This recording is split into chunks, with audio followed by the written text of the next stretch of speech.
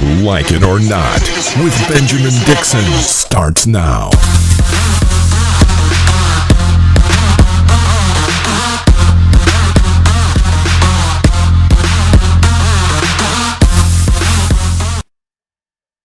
If I unmute the microphone, good morning, people. Good morning and welcome to Like It or Not, where we're free to tell the truth and not care who doesn't like it. It's given everything that's happening, I still have to say it's a good morning, James, because I was not, honest to goodness, I was not absolutely sure we were going to get justice in the Derek Chauvin trial yesterday, but here we are, guilty on all four counts. Was it three counts? Whatever many counts. Yeah, three counts. He's yep. guilty on all three counts. So, man, I just, I'm leery to celebrate because even in the backdrop, there was another police shooting of a 15-year-old girl. We're going to talk about her momentarily. But still, it feels like, I don't know. How are you feeling this morning? I'm happy that, everything happened like it did. The verdict came down right. They got it right. Now it's just time to do the work, continue doing the work. I feel this shows that the justice system can work, but I also feel like this happened just because, people can save face, if you feel what I'm saying. They didn't want to risk America for the wrong verdict. And that's exactly what was going on. Like, to be honest with you, that's the level that's where we were. That's where we are. Yeah. Like, if they could not have found themselves to find Derek Chauvin with 24 different angles, 24 different angles of us seeing this man murder George Floyd, if this country could not have seen fit to give us that modicum of justice. And as I said yesterday several times, it takes so much to get so little in this country.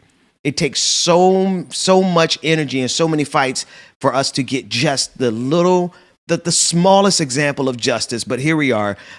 Derek Chauvin is guilty on all three counts. I want us to take a look at this first clip. This is the reading of the verdict, and particularly it's him getting handcuffed, which was the highlight of yesterday's episode. Let's take a look.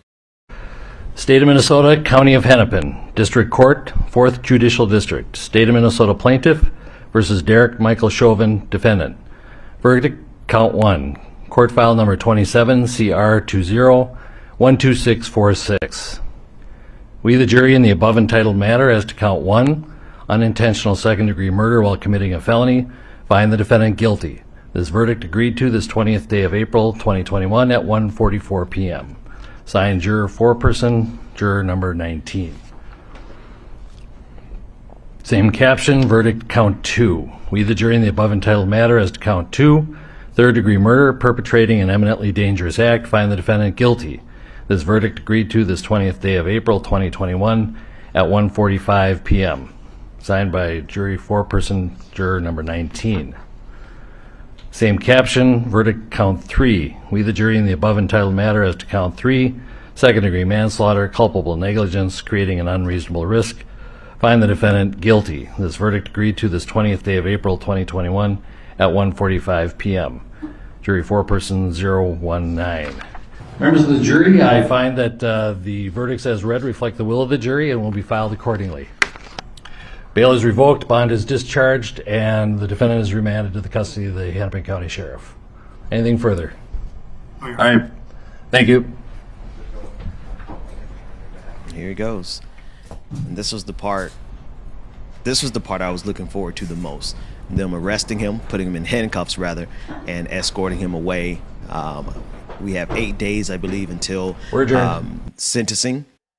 But still, between now and then, he has been remanded to the custody of Hennepin County Jail. This is what we needed, man. Yeah, and it's 8 weeks. 8 weeks, okay. 8 weeks. They go for sentencing. Yeah. So here's one last thing. It felt good to see it, bro. That was an important scene to see, and that's what we want to see on repeat over and over and over and over again. And police officers need to see that on repeat over and over and over again, because here's the thing: he's only the 7th police officer to have been found guilty, convicted of murder since 2005. Now, out of around 15,000 police killings during that same time frame, he is the seventh. I got to repeat that. Seventh police officer to be convicted since 2005. And in that same period, 15,000 police killings took place. Now, I want us to take a listen into George Floyd's brother, Felonies Floyd, as he responded to Derek Chauvin being found guilty. Yes, you have been here throughout the trial. You have been in the court, which very few people have been in. What was it like for you today? Because you have seen so much in court, all of the bad things that happened to your brother. What was it like hearing from the jury today? It was a bit of relief. I actually paced back and forth before I even went into the courtroom. I have faith. I believe in God. So I was optimistic, and I kept saying, we will get justice. We will get it. And just sitting in there, just listening to those words, guilty and guilty and guilty on all counts, that was a moment that I will never be able to relive. I will always have it inside of me. It's just being able to know that it's justice for African American people, just people of color, period, in this world. This is monumental. This is historic. This is a pivotal moment in history. And all I can think about is Emmett Till. I think about Sandra Bland. I think about Miss Carr with Eric Garner. It's so many people. We have new people being killed. Dante Wright. I think about Jacob Blake. I think about Philando Castile. All of these people, they're all dead. You got people that live near me. Pamela Turner, she's dead. And we all need justice. We're all fighting for one reason, and it's justice for all. And I think today has been an occasion where people can celebrate, but tomorrow it's back to business, because we have to stay steps ahead of everything, and we'll keep pushing, and we'll keep pushing, and like Reverend Al say, we'll keep fighting. We'll keep fighting. The fight continues today. Rebecca Azor, James, Rebecca, what was your reaction to yesterday? I know we were trying to get on a live, but I know that you were watching still. What was your reaction? Mm-hmm. I know she was about to say something prolific too. Yeah. Here we go. I apologize, there we you go, guys. Sister. So yesterday, I definitely felt a sense of, for 5 minutes, a sense of, okay, yeah, we're capable of holding people accountable. We're capable of accountability. Thank you, God.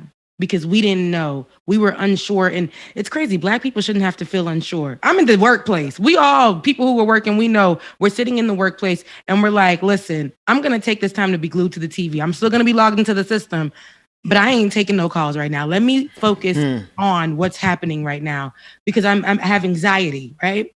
But we all were feeling like, dang, it's crazy how we knew that he deserved the guilty, right? But we didn't know if he was going to get it, right? Yeah. And even though everything was on paper, even though we saw this trial be dragged out, even though we saw this thing, everything was on video, we had to go through all of this and we didn't know if he would end up guilty or not. But I felt a sense of peace for about, that quick, but I needed to remind myself and make sure I don't condition myself to think that this is justice. Right. Because there were other police officers on the scene. I think they all should have been charged in some way, shape, or form. But we're here and holding one accountable, as we have been saying for the past few weeks, that we need to keep this stuff going, because what this does is hold them accountable and get the other officers shook, so that they know that they too are capable of going to jail for life, potentially, for the murders that they do. Because it cannot be, I may get off of this. It's a likely chance that I'm going to get off of this. But I had to make sure that I don't condition myself to think that just because this happened, police officers are going to stop. The numbers don't match. So, Right. but we holding them accountable. Yes, I definitely say that this was a moment that shows us something can be done. We can hold them accountable at least. Yeah. No, I love that framing. And yesterday, President Biden and Vice President Harris both addressed the nation last night as well, saying in part, quote, "We are all a part of George Floyd's legacy, and our job now is to honor it." Let's take a look at some of what Vice President Kamala Harris had to say. America has a long history of systemic racism. Black Americans, and Black men in particular, have been treated throughout the course of our history as less than human. Black men are fathers and brothers and sons and uncles and grandfathers and friends and neighbors. Their lives must be valued in our education system, in our healthcare system, in our housing system, in our economic system, in our criminal justice system, in our nation. Full stop. Because of smartphones, so many Americans have now seen the racial injustice that Black Americans have known for generations. The racial injustice that we have fought for generations, that my parents protested in the 1960s, that millions of us, Americans of every race, protested last summer. Here's the truth about racial injustice. It is not just a Black America problem or a people of color problem. It is a problem for every American. It is keeping us from fulfilling the promise of liberty and justice for all. And it is holding our nation back from realizing our full potential. We are all a part of George Floyd's legacy, and our job now is to honor it and to honor him. Thank you. President Biden had something to say, and we'll get to his clip in a second. But what is your response? It was a good statement. It was a good statement. What were your thoughts, Rebecca and James? Go ahead, James. You know what we always say. I'm just glad to see that she's speaking. I want her to speak up more on other stuff besides the police killings. I do want her to be out there more, and I'm hoping that she's doing more work behind the scenes. But I'm glad that she made that statement. It shows that she does care. But we just need a little bit more, Kamala, Vice President Harris. That's all. Yeah, because if she's shooting to be president, wrong word. If she's trying to be president, and definitely we need to see more of her. But actually, James, I think in this moment, I really believe that I want to see her speaking more on the policing. I mean, how people are being killed by police officers, especially because she was one. So I want to see her speaking more on it and to gain the trust of the people, especially as a person. Rebecca, you ain't no good. You're right. I'm trying to hold my composure here, but you slid that in there go ahead, finish up. I'm sorry. But especially as a person of color, sis, we haven't seen you in decades. January to now, what are we in? We're in May. We can just say we're in May now. And, George Floyd, this has been a year. We're coming up on a year. Whew, and it's like, ma'am, sis, girlfriend, where have you been? Like, and this is a perfect time to show people, if you want to right your wrongs, because we're wrong a lot of times in what you did. But in this particular moment, as a person of color and knowing what's going on and knowing you have this position, all you had to use was this. All you had to come out and, and speak to say something. Yeah. So sooner she should have came. She should have. You felt like she should have came out sooner. She should have came out sooner, but I think that excuse me. I think that in this particular time and in this particular moment, Biden made sure that he put her to speak first. Because she is a person of color, and it wouldn't be well received by him first. And Kamala, we haven't seen you, so you're a person of color. This fits it. Go ahead and speak. Talk your talk. And what she's saying is something that a politician has said many times before. The person that died, we remember Obama. Trayvon Martin could have been my son. Trayvon Martin could have been me. So it's one of those things, and not to say that it's not true, but they had to pull from those relatable places and those sensible places. But I'm looking for somebody to say, hey, let's start for reform. Let's start change, because, this ain't it. This is not it. We do not want to see another. I want somebody to really speak on it from the heart and not from that place of, I'm a politician and I got to be relatable. I think... Wow, you guys are putting me in an awkward position to kind of low key defend Kamala, which is something I absolutely normally won't do. I feel like this is probably the best statement that we could have expected from somebody who actually is in that position. See, the thing is like, they're not there to serve us, right? Just like the police are not there to serve us. Right. Obama and Trump certainly, but even Biden, they're not technically there to serve us in terms of what they're doing. Should they be serving the people? Yes, because they're there with the consent of the governed. But, they're there to protect the system. Kamala is there to, and this is why they could talk more after the fact than during the trial, because during the trial, they are part of the same exact system that's trying to get the trial accomplished and to whatever end. So I guess I would never have expected any politician to come out and say something remotely meaningful about George Floyd during the trial, because they are part of that same exact system. So I don't think that your statement is really defending her, though. I just think that it points out another issue, like the fact that these politicians are a part of this same system as well. So that's another thing. That's another issue in itself. So. Yeah, I mean, you ain't defending. I must say, please don't put me on the spot for. I mean, not that but you're right about one thing. Yeah. You're right about a couple things, but the biggest thing was, Kamala went first, right? Yeah, and I think that was a smart move, because we didn't really want to hear from Joe Biden about this, because if anybody due process is what Joe Biden would. That's what he said.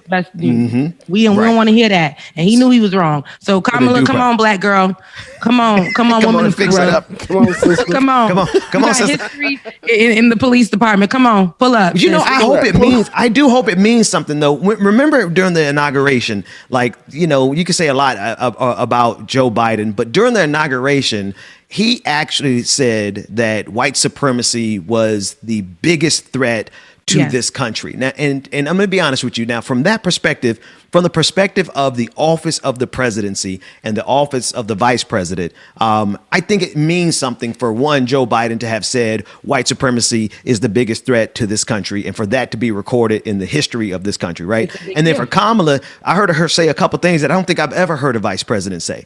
I don't think I've ever heard a vice president say that black men lives matter. You know what I mean? That's a big deal. I don't think I've ever heard a single person in the history of this country of that office, of that magnitude, say something about black men, black families, black fathers actually mattering. So, from that perspective, when you consider what America is, it means something to have that office actually say it. Now, what means even more, Rebecca, what you were saying, now y'all got to be about it. Now we need to actually change. Start changing some of that stuff. And it's crazy because we've been saying that once you are in office, you got to be about it. And I did expect more from Kamala. But you know what? We ain't even a year in, even though to me so this is a long, if we going to May. But if this is the moment she comes out, if this is where she steps out, and reveals her true motives as vice president, and whether that is being president or whatever. But I just want somebody real. I want somebody fighting for us. We've had the politicians, we've had the people, you know, who had to speak and act in white supremacy. We had to in that time, you know. But now it's like we've already been through that. And and not because you're a woman, I don't want to put that pressure on you, but because you have this position and this you can do a lot with. I mean, your words, just like you were saying, Ben, the fact that Joe Biden said that white supremacy is the biggest threat, that's going to be in the history books forever. And to hear a president say that is a big deal. So when Vice President actually said Black men are dying, you know, like, come on, that's a problem. That's a big deal, too. So imagine the more that you keep speaking out about it, that you keep highlighting it as a person in power in this position. It's different. We will never forget it. We will always remember that this person was always on the right side of things, even when it was something that was rare, even when it was something that you weren't supposed to do. You're not supposed to be Black and a woman as vice president.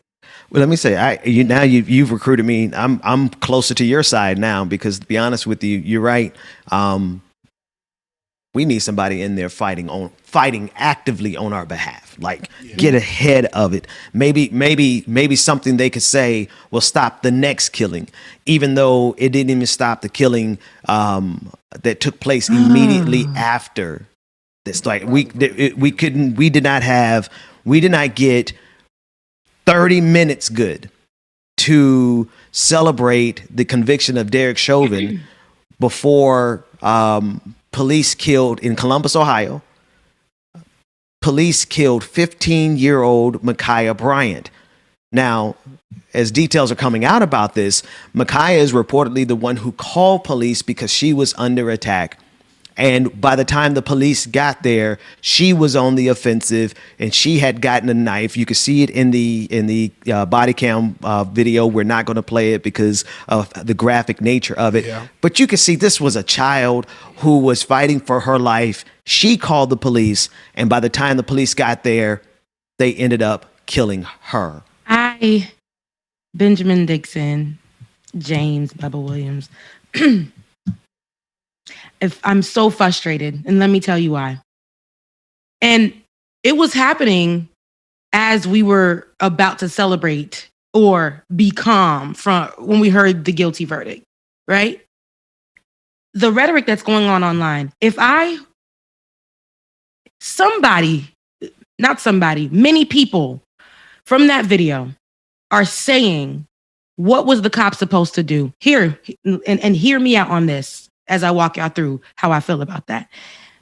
What was the cop supposed to do if that little girl, she's a little girl, she's 15 years old, called the cops because she wanted to feel protected on her property that people came to, right?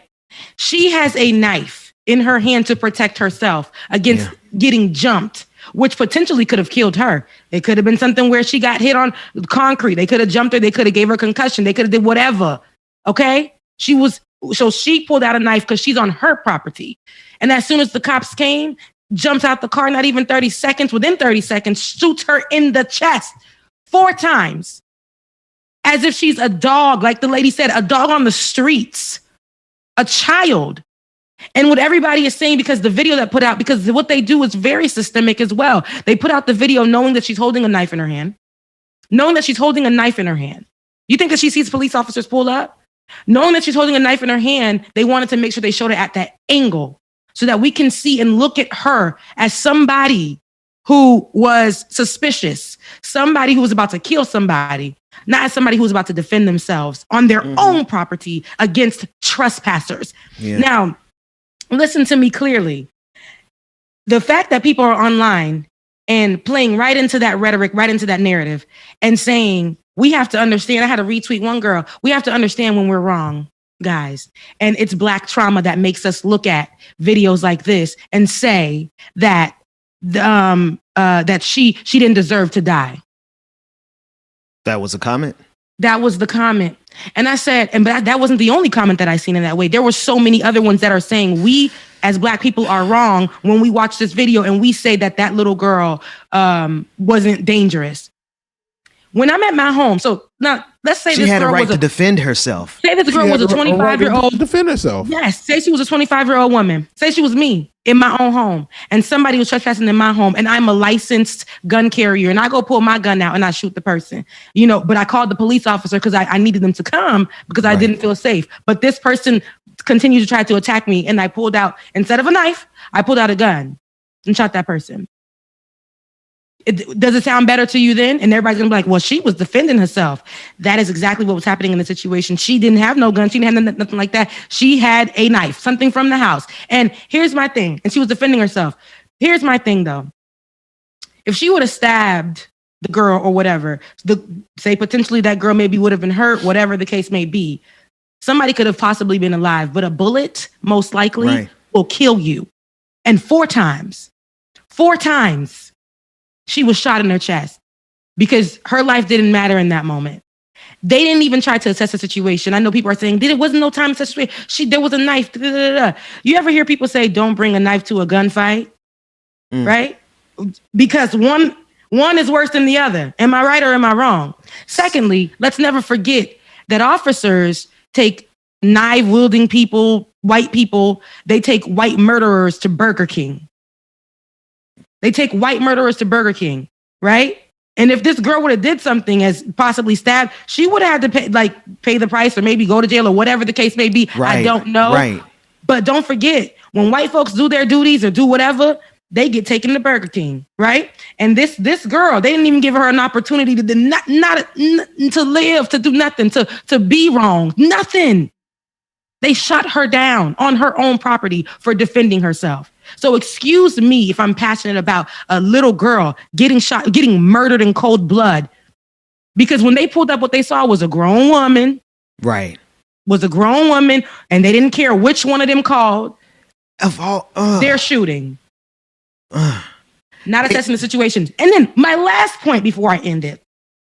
Officers are trained, okay? They are trained. Literally, when you sign up to be a cop, when you sign up to be an officer, the first thing is not to take your gun out and shoot. Now, yes, that's systemic. White folks get away with it. White cops get away with it all the time. Black cops get away with it all the time because they all think the same. But when you sign up to be a cop, you sign up to de-escalate, and your de-escalation may be jumping on the girl's back, pulling her by the legs, possibly getting, hurt by the knife or whatever. You sign up for that because there are more ways. Pull out the taser, get close to her, pull out the taser. There are more ways than pulling out your gun and shooting somebody dead. That is not the only way to de-escalate a situation. Because you guys cannot tell me that there was no other option for this cop, because I've watched them on videotape do so much, men running up to them with knives, and they have de-escalated situations. They're trained to do that. So forgive me for being a little passionate about this, but I will not stand for that rhetoric. That was a child. A child who wanted to live, who didn't want to get beat up in her home, who wanted to feel safe. So that's the thing, man. Like, people see the knife and then they end the story, and they're like, "Oh, well, nope, there it is. She should have got that. She should have got shot." And they have no desire whatsoever to put it in context, like you just did, Rebecca. But here is and forgive me, I said 16, I said 15, but she's 16. Here's a 16-year-old girl fighting for her life, and she's the one who gets killed by police, the very people she called for help. I think you said it at the very beginning of what you were saying, Rebecca. It is, people are so conditioned to Black trauma that they buy any excuse given to them by the police, right? Anything. Like, there were so many other options at that cop's disposal besides shooting her 4 times. He didn't mistake it for a taser that time, right? They made the mistake. They always seem to make the mistake in the wrong direction. Make a mistake in the right direction where you could have preserved someone's life. And you're so right. I have seen so many encounters of, especially a woman. We say white man. Like, I've seen white men come at cops with knives, and they give him all the benefit of the doubt, and they all of a sudden they remember their training. All of a sudden they doing some jujitsu and some shit. You know what I mean? Mm-hmm. But they, like all of a sudden they are ready to take it man to man, but let it be a black child, a girl, and they just unloading her. But She's let it have been a white woman. Mm-hmm. Do you think for a second, had this been a white girl, Mm-hmm. that they would have solved this situation by shooting her 4 times in the back? Absolutely the hell not. And that's the disparity. That's the difference. They would have done everything in their power to preserve the life of a white girl. But what do? In the same exact scenario, they would have protected that white girl's life with their own. Mm-hmm. But what do? It's a black girl. 4 times. Shot her. Killing her. And y'all are right, because just like you said, if that was a white girl, wouldn't have happened. They would have done everything in their power not to shoot her.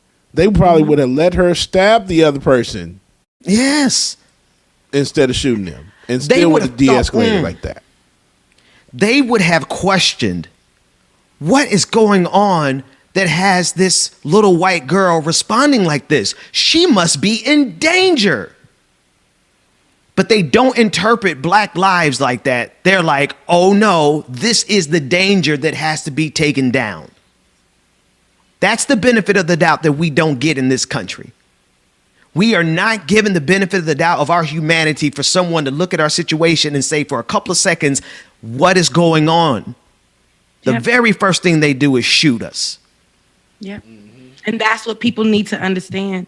I don't know why we go so hard when, say we have to see it from the perspective of us, right? And that's basically, knees on the neck, getting shot in the back, just things like that. But when we're defending ourselves, and because there's a weapon, and because that perspective and that works for the narrative of the police officers and everybody else, because when I was reading through the comments, I was like, everybody was like, yeah, she had that knife, shoot her dead. She had that knife, shoot her dead. But did y'all forget that she was defending herself? Defending myself, calling the cops. I called the cops, and I'm defending myself as I wait for the cops to come. Now these people are trying to fight me. I don't even know the cops pull up. I'm protecting myself in this moment. And rather than the cops coming to separate and, they shoot me dead. They didn't even know which one. They didn't care which one. They did not care. Didn't care. And so they were saying, well, look, she had a knife and it was no time to assess the situation. So, okay, she's on her property. She wants to be safe. So literally, she's not worried about the safety of the other woman. She's worried about her own safety. So what are y'all talking about? Well, somebody was going to kill that girl. The girls came to hurt her. They came to hurt her. Like, what are y'all not getting? She did not deserve to die like that. She didn't. And if she would have stabbed the girl, maybe she would have went to jail. So, she didn't deserve to die. Like, her life didn't matter. And but she had a knife, Rebecca. She had a knife. So that's everything is everything, Yeah. Right. Never mind, these guys have AR-15s and they come out of it alive. They get fed. They get Burger King. Shit. Mm-hmm. They can come out with a whole cache of guns, like come out here looking like Neo in the Matrix, open up and they get taken alive. Mm-hmm. Anyway, let's take a quick break. We're gonna come back and we're gonna cover more of the Derek Chauvin guilty verdict. We have more video of Maxine Waters standing her ground, but more likely or not after this.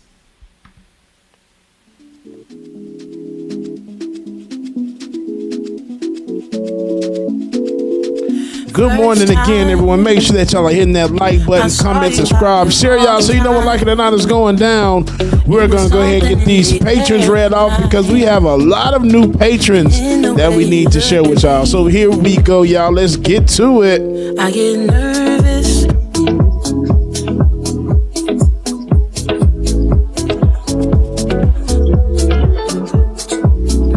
All right.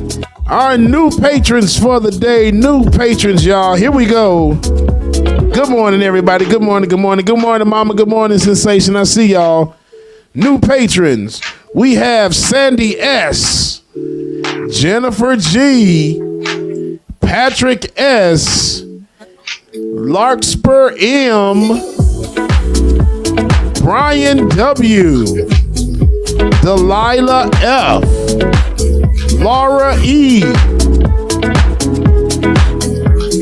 Melanie D., April T., Rachel L., right, Tiffany H. Our new Twitch subscribers, we have Tehran Hero, Rafi Shore, who subscribed with Prime. Thank you, Rafi. We have J Joy 420 subscribed with Prime. Thank you, J Joy 420. K Rose 0703 subscribed for 2 months in advance. Shout out to you, K Rose. Andy, our girl Andy from Ohio, subscribed for 6 months and gifted 5 subscriptions. So thank you so much, Andy. And last we have Sis Cat, who subscribed for 7 months and also a Patreon patron. So thank y'all so much, man. We had a whole lot for you guys, so we greatly appreciate that. Y'all make sure that y'all hit that like button, share, comment, subscribe, and also make sure that if you want to become a patron, that you can. Patreon.com/likeItOrNot. Patreon.com/likeItOrNot. Make sure that y'all get y'all asses in there and get joined up so y'all can give me and Rebecca free. Give us free. Free. Give us free. Oh, and also Andy is a patron as well, too. Oh, man. Welcome back. James, you sound like the host of a $30,000 square. Well, you sound like a game show host in there, man. I was feeling it all. I said, hey, give us voice. Like, you only been here 2 days. But you give us voice. I love it. You know what I keep forgetting to tell the people is that you can support the show by going to on Twitch by donating your Amazon subscription. If you have Amazon Prime, you could support the show without having to spend any additional money. You just go and gift us your Prime membership, and we get $5 from Jeff Bezos. So that's one way that you can support the show without having to spend any money. That's really good. I might as well do that too. Look, Rebecca, me too. I got do I have like 2 or 3 Prime memberships? Is it additional $5 on top of the $12.99, or is it deducted from that number? It's deducted from it. It doesn't cost you a single dime out of your pocket. Man. Yeah. So go tell everybody. See, we taking the money out of our own pocket, Rebecca. Look. Hell no. Because we ain't got no money to be taking. So if it's like already taken now, might as well just take it and put it over here.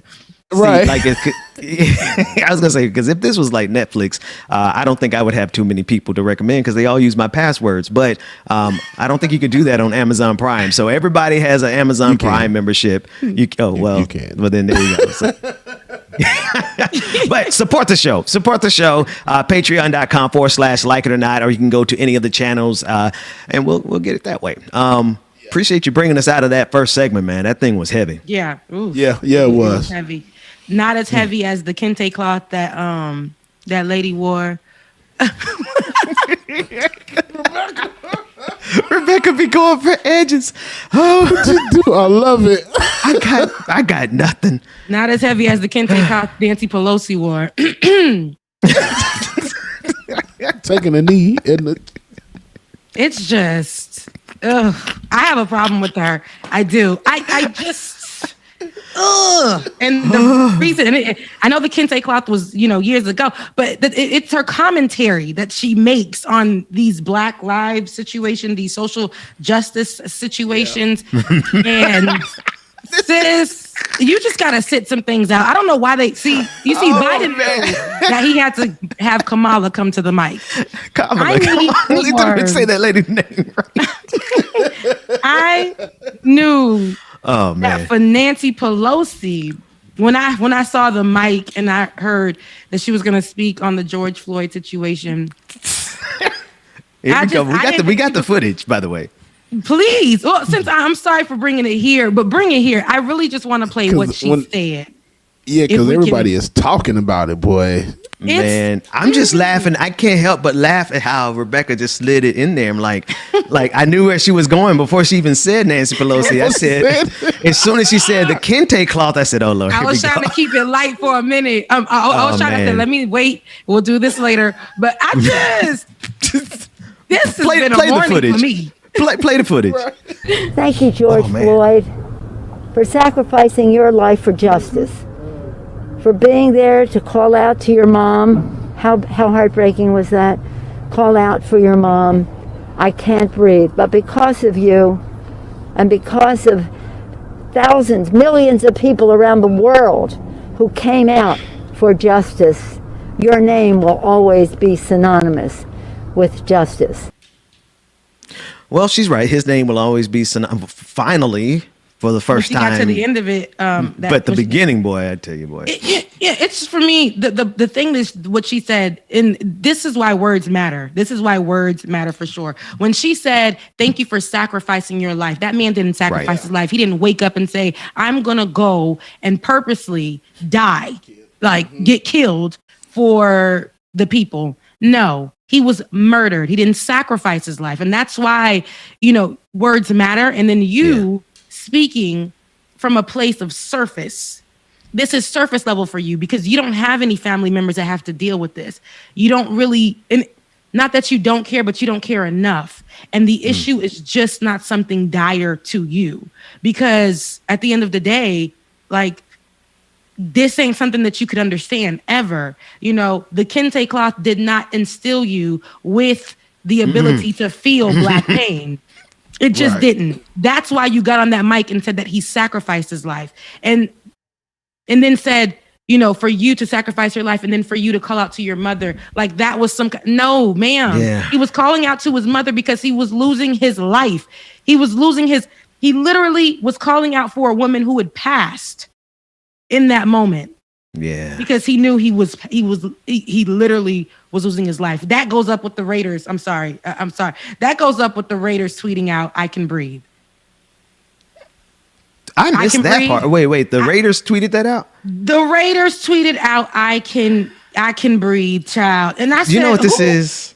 This is those folks who get up in church and don't even know how to testify, and they just get up there and say something dumb as hell, like it's close to being something good, but then it ends up being something offensive. The Raiders tweeted out, and they got a whole corporate team behind them, right? They have a whole corporate PR team that's being paid millions of dollars. They probably paid $100,000 for that tweet, and they tweeted out what, Rebecca Azor? They tweeted out, quote, I can breathe. What? Get the hell out of here. Excuse me. First of all, who thought of this? Somebody sat in the room and said, that's the one. The PR person said, that's the one. The digital person said, that's the one. Then they rolled it on the on the people's Twitter. They done rolled it on the people's Twitter. And they got diversity and inclusion in there. That's why diversity and inclusion do not work. I knew that. Rebecca hates that diversity and inclusion. Because it doesn't make any sense. Because this is a failure of diversity and inclusion. This guy named Phil Lindsay on Twitter said this, and this is the perfect tweet. He said, quote, that Raiders tweet is what happens when you try to commercialize social justice. Brands want to be the first to put out a slogan instead of working with us to create a solution. Stop tweeting and tell me why Cap is still blackballed. Come on. That's it right there. Make it make sense. Y'all trying to be funny and change it from I can't breathe to I can breathe because we got this guilty verdict. Hey, brother, don't play like that. Don't do and that. They weren't trying to be funny. They thought they were being. They thought they were being innovative. I got it, Sue. Yeah, I got it. Okay. So what we're gonna do? We can breathe. Somebody Nancy said it Pelosi. and got excited about that. Wow. That's a Nancy. The tweet is a representation of what Nancy Pelosi did on the mic. Wow. Yeah, Nancy reminds me of that white person that says, "I have black friends." So somebody said that earlier. Somebody said that earlier. And they can say, like, we can, I can say that, because when she started looking for the crowd, that was sad, right? Wasn't that sad? Girl, don't do that. We know it was sad, girl. What is you doing, Nancy? Nancy says, Nancy Pelosi. And Nancy. I don't know who hasn't stopped her yet. The lady literally thought it was a good idea to literally act like she was in Wakanda for solidarity with black folks. Oh, with the kente cloth. With the kente cloth. Oh, man. Why would the Black Caucus, okay? Why would they allow that?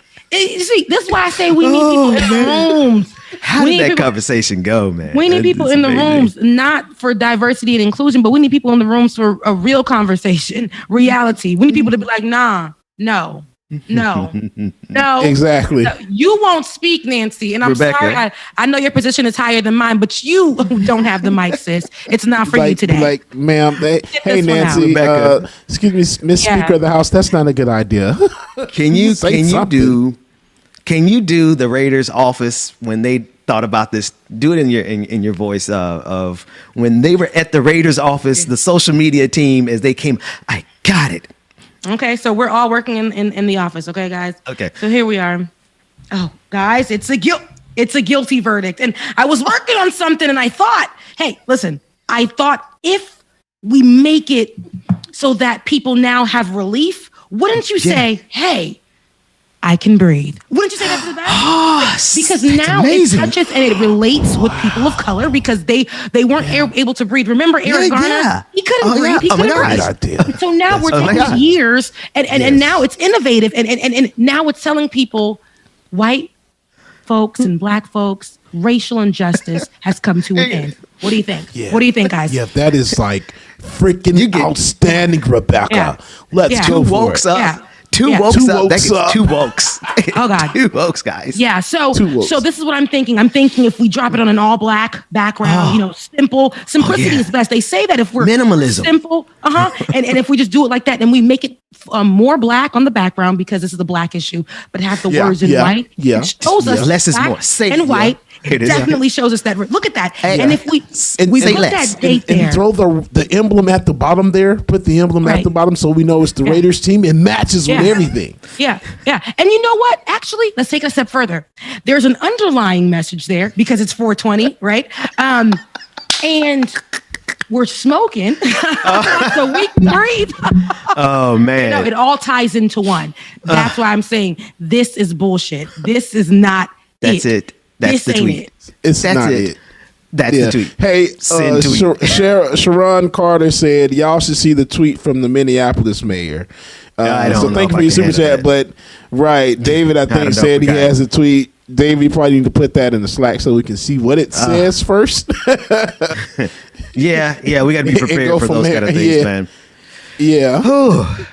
I needed that laugh, man. They really thought that was a good idea. I'm about tired of them. I was like, but I just need to put all of that. We had to start with that. just literally let me just, definitely pew, pew, pew. You got to get that off your chest. Because I woke up this morning like, I'm going to choose violence on each and every one of these people because this is unacceptable. This is unacceptable. And this is why diversity and inclusion is not winning. It's not.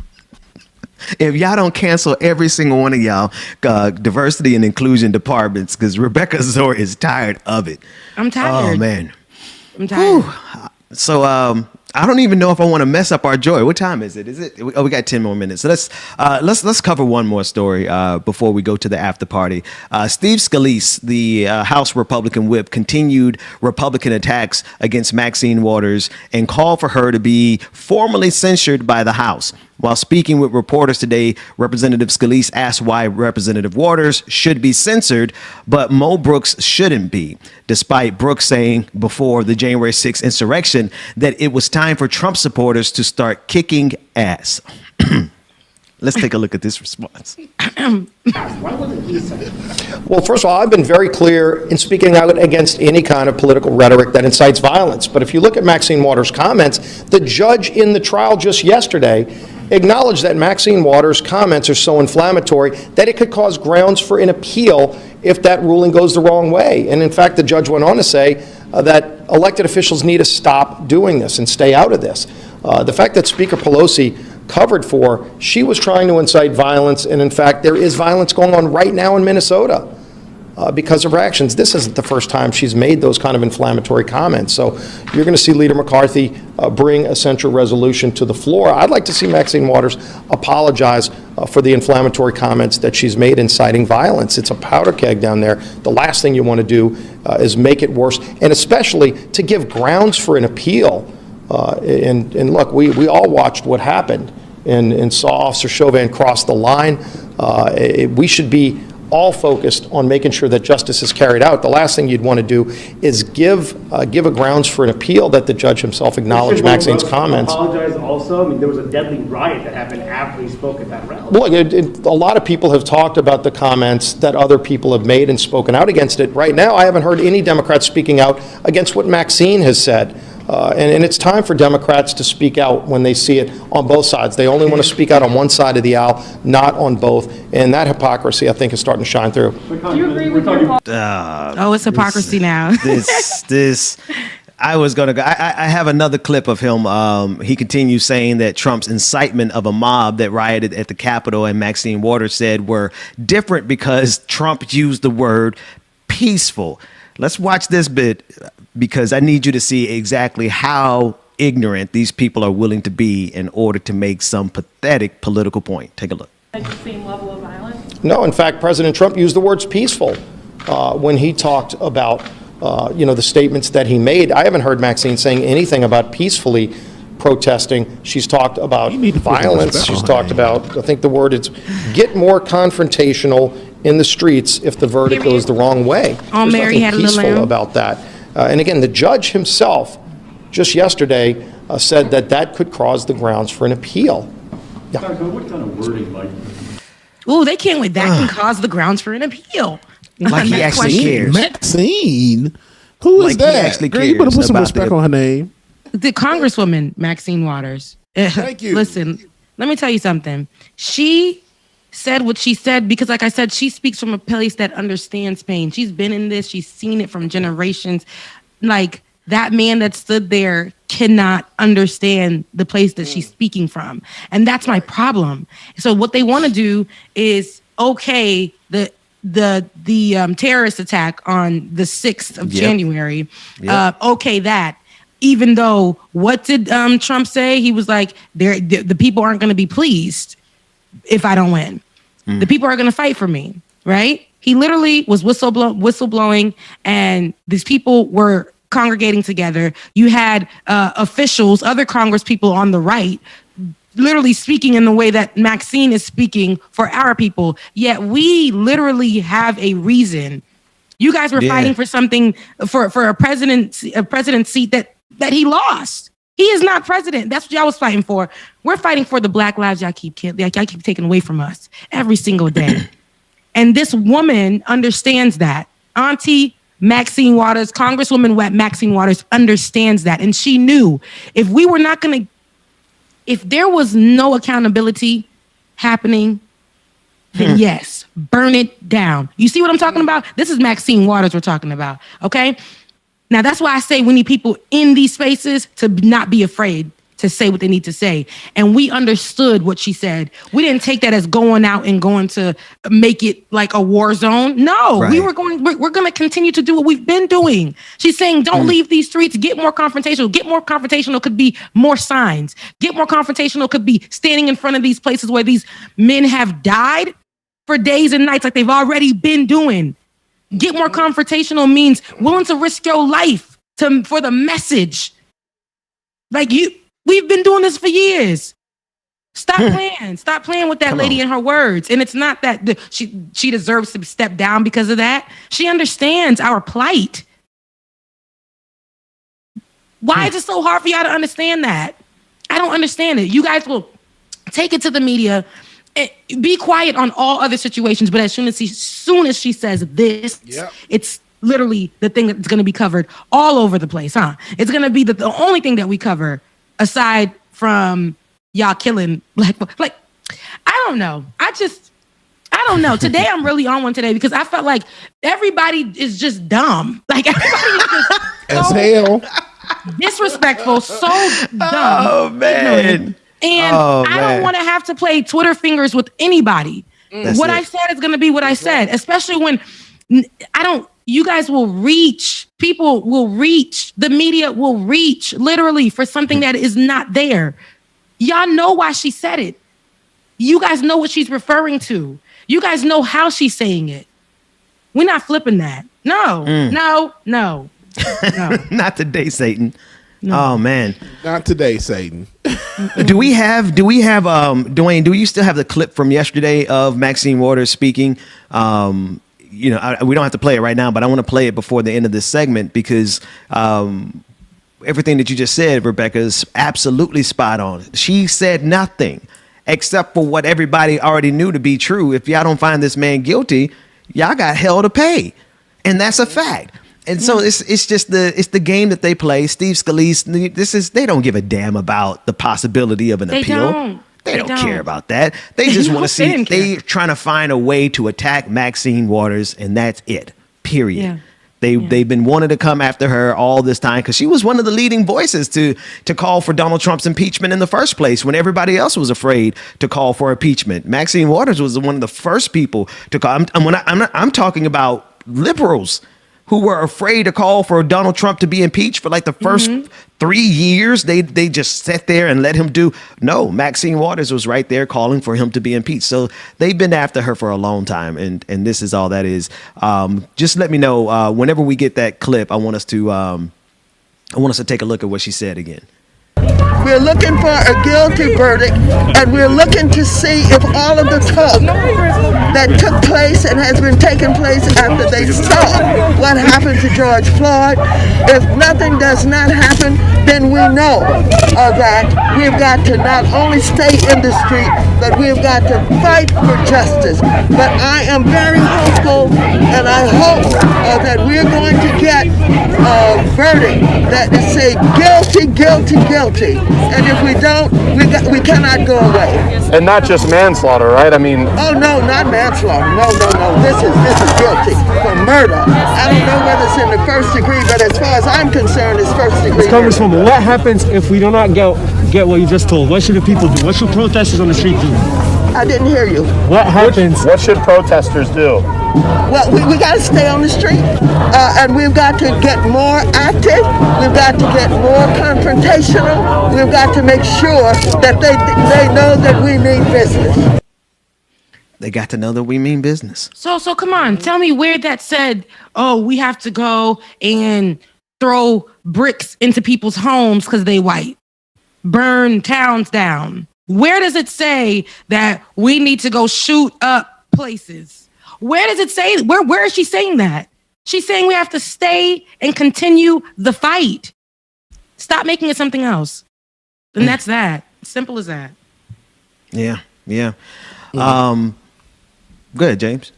Oh, no, I was going to say, Miss C. Beasley sent the super chat. Republicans calling for someone to apologize for comments. What a joke. Absolutely. Exactly. It's a joke. Exactly. There's nothing. I mean, Donald Trump literally said, hit him in the face, right? Donald Trump literally said all the things of violence, like telling the cops to rough him up. Donald Trump was the one who said he'll pay your legal fees. They would never, but that's the point, right? The point is for them to slow us down as much as they possibly can with their BS and their bad faith disingenuousness. They slow us down. And matter of fact, it was Professor Carl Hart. I can never say his name right. And the first time I interviewed him, we were talking about the accusation that George Floyd had fentanyl in his system, and that's why he died. And so he said in response to that, he had to take away from his studies and writing his book, and he had to come and write an article for the New York Times about why blaming it on drugs was just another extension of white supremacy. And it just dawned on me. I'm like, damn it. It's got to be frustrating to realize that you have to take all of this time to explain to these racists why what they said was racist and why what they're trying to do here is racist. And you have to take away from your profession to explain something that should be self-explanatory. And Dr. Hart reminded me of, or actually told me about a quote, and I can't remember the writer. I don't know if it was Nikki Giovanni or if it was Toni Morrison. It was Toni Morrison. And Toni Morrison said the purpose of racism is to occupy your time. It is to take your time. It is to tie you up. And this is what we're having to do with this. You had to do this with the story explaining why the Raiders tweet is so bad faith. It's like, it's not what they thought it was. And we have to take our time unraveling for them, right? You had to do it at the beginning of the show, talking why we should not be okay with Makhia Bryant having been killed because she had a knife. Just because and we shouldn't be okay with that. And so you have to take more time and you have to unravel, you have to unpack the white supremacy every single day. And you know what they're doing while they have us here unraveling all of their BS? They're moving forward with all their tax breaks. They're moving forward with all of their things that they want for big voter oil. suppression bills while they think that we're not looking. Damn it, right. So they're occupying our time while they're running up the scoreboard for their agenda. Yep. You are 100% correct. And to put it in that light pisses me off even more. Okay. You're igniting my fire. It's making it worse. Igniting that fire, right? Because honestly, that's all we do is unravel all of this white supremacy. I had to say what I said, because if I didn't, nobody would understand. They would be stuck in the dumbness. The dumbness equals white supremacy. The dumbness equals, and we've all, like I said, have played a role in that because it's systemic. But at the same time, like, I don't want to have to do that, especially with my own people. Yeah. I don't. Yeah. I don't. That's it.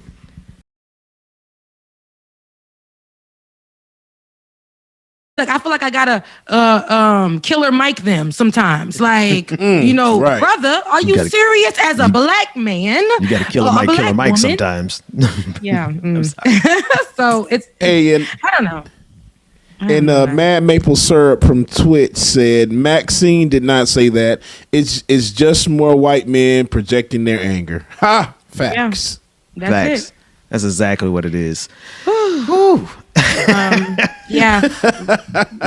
Rest in peace to Makhia Bryant. I know that she was in a foster community as well. I think as more of the news continues to develop, we'll get the pieces of the story. But I don't care. She was a teenager. A teenager to me is a child, a kid. Yes. She was doing hair videos on TikTok, showing her beautiful natural hair on TikTok and how she gets it together. Beautiful girl that was shot. That was shot down. That's crazy. Can you imagine? Can you imagine being you're just trying to survive. That little girl was just trying to survive her circumstances, her surroundings, and she had every right to defend herself. And being the one, like, desperately, you got to be in a bad position to call the cops in the first place. Yeah.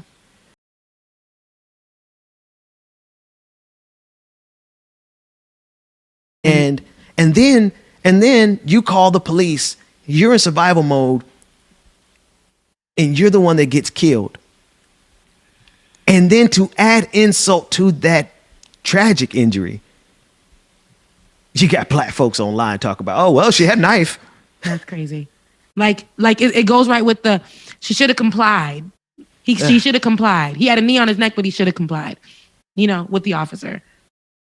She didn't even get a chance to. She didn't even get a chance to comply. Nothing. So. Yeah. All right.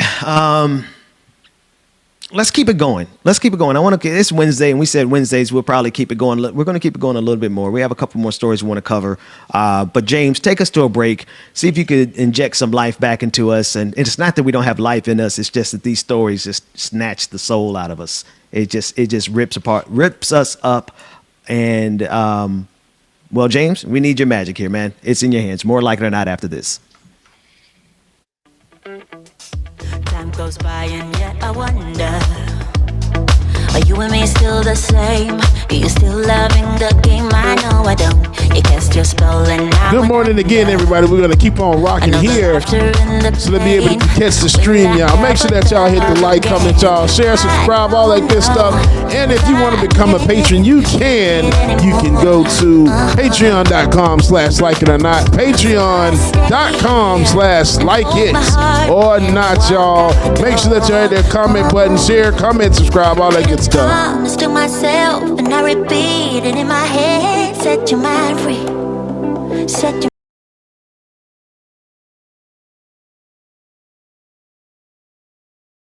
Make sure that y'all follow us on Instagram and Facebook. Let's get them likes up and those views up over there.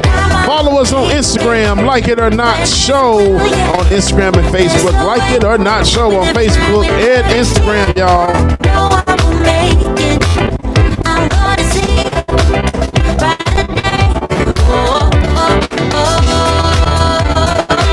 Shout out to Latif. What's going on, brother? You know I got you.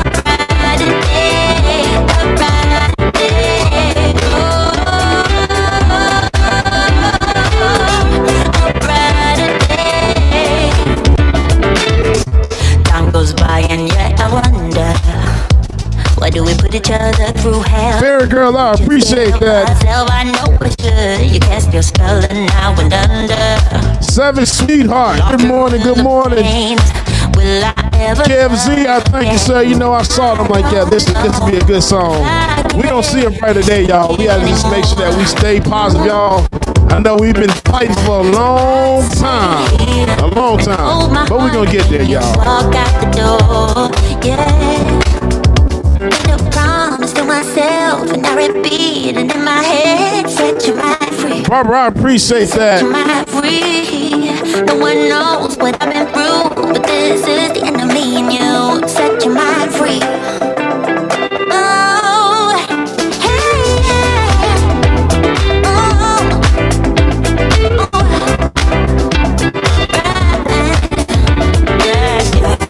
Courtney, good morning, good morning.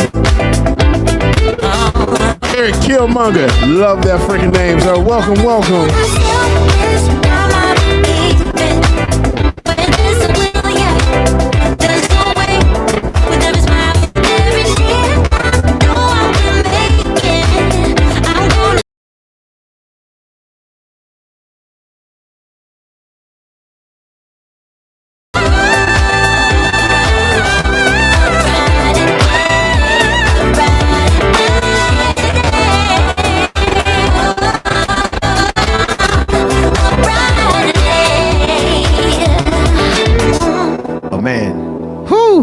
That was perfect time. Look at that. Actually, it was. It was. With that fade out. So, and then Ben was like, "Woo!" And I was like, "See, oh man, song ended." It was. We were thinking about ending the stream, but we didn't want to leave. We didn't want to leave you, the audience, with the same kind of burden that we have on us. Like part of our job is to break the news to you without breaking you. So we're gonna try to leave on. I mean, but you know what? All in all, we got a long way to go. A long way to go. But Derek Chauvin going to jail. And that's a good thing. Oh, man. I did drop something in the Slack that showed Derek Chauvin's first day in jail, man. I don't know if they can get it that quick, though. Wait, is it? I would love to see it. I would love to see it. It would be wonderful. Let me see. I would love to see it. I think I know what it is. I would love to see that. That man. I would love to see that. Yes, y'all about to get us into, man. But that said, though,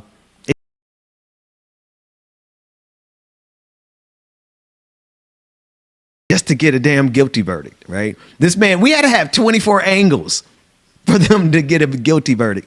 The cops themselves had to say, yeah, nah, we're not with this dude, in order for us to get a guilty verdict. And that just shows you like how much of a hurdle and how much of a lift it is to get justice in this country. Mm-hmm. Oh my God. You know what, Ben?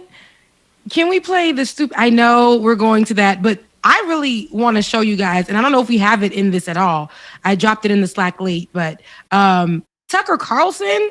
Yeah. And how he lost his mind. Yes. He lost his mind. But here's the thing. It was the man that he thought he brought on that was going to agree with him on how policing should be done. And when the man was like, you know what? Yeah, he was a police officer. Yes, he was. But he exerted too much force on this man. I think we got that. I need us to play that clip. It's not. I don't have the long version. I have the short version. But it does. It says basically everything that you said. Dwayne, do you have that clip of Tucker Carlson? I can't pronounce Carl. Carl is a very difficult word for me. But do we have that clip ready? The scene. I just think that it was excessive and it shouldn't happen. And what I'd like to say, the guy who did it looks like he's going to spend the rest of his life in prison. So I'm kind of more worried about the rest of the country, which, thanks to police inaction, in case you haven't noticed, is like longer version boarded up. Yes, because this is not giving us. That's more my concern. Let me tell you something. On, Ed Gavin, thank you.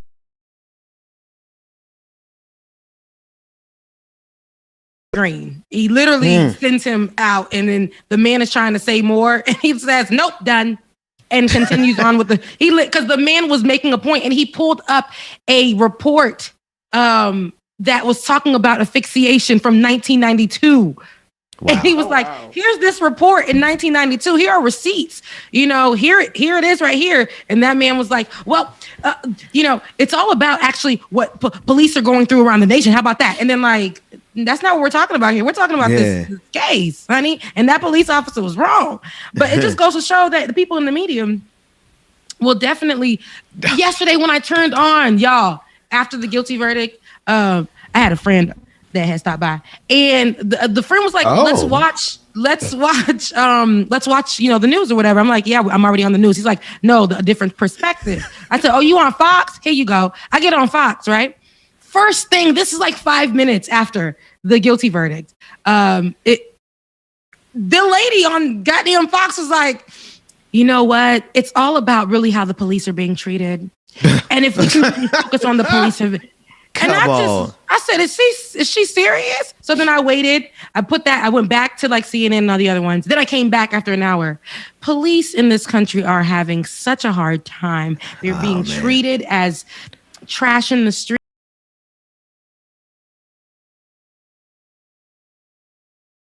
The way we're shooting a nigga no more. They just killed, right. They just killed a 16-year-old. They just killed a teenager. And then after that, we're saying Blue Lives Matter. Right after the fact. They literally stood in that girl's yard and said Blue Lives Matter. So, I ain't got it for Fox. You talking about, because we don't have that clip, and this is in the yard, just for context for everyone, in the yard where they killed Makhia Bryant. The police were gathered and looked at people who were grieving and said, Blue Lives Matter. I'm kind of more worried about it. I just don't know if people really understand the depth of evil that has to be inside of these people. See, it's not even a matter of, we talk about them having political ideologies underneath those badges, and we can't assume that because they put on that badge, they're going to be, good people. We're not even talking about the threshold of good people.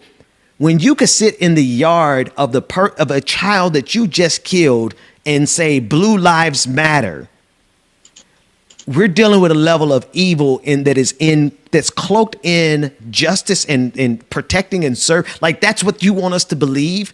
When we could see the depth of their derangement, we can hear it with their words. That's what you're talking about, Rebecca. I just don't know if people saw that clip, and we don't have that clip, but I saw it really briefly this morning. Mm-hmm. And I just thought you just have to be evil person to do that. I feel like that little girl could be my little sister. And when I hear other people discussing the guilty verdict that we should have been at least celebrating, but we knew we couldn't celebrate. We didn't know when the other person was going to get shot. We didn't know. We didn't know it was going to be during the verdict being read. We didn't know it was going to be underway. We didn't know that, but we knew that we wouldn't have that moment forever. We knew that we wouldn't have that sense of peace forever. That's why I couldn't condition myself to say, oh my gosh, we've won. I couldn't condition myself to do that. And boom. Exactly our worst fear happened during that moment. It pissed me off. And then I get, I'm on social media and I see a guy riding a bike, literally riding a bike down the street. And he has a helmet that has a camera on it. The police officers didn't know. He literally is in the process of riding a bike with his friend, gets pulled over mid-riding bike. The officers, if they didn't even go down that pathway on their bikes, they would have never got caught. The officers see them and say, "Hey, get pull over, drop the bikes," and the boy's looking like, "What? Me for what?" And it's all his perspective looking at the cop the whole time. The cops make that boy, both of the boys, he makes one of them, he says, "Get on your knees and crawl to me." He says, "You guys fit on camera." He says, "You guys."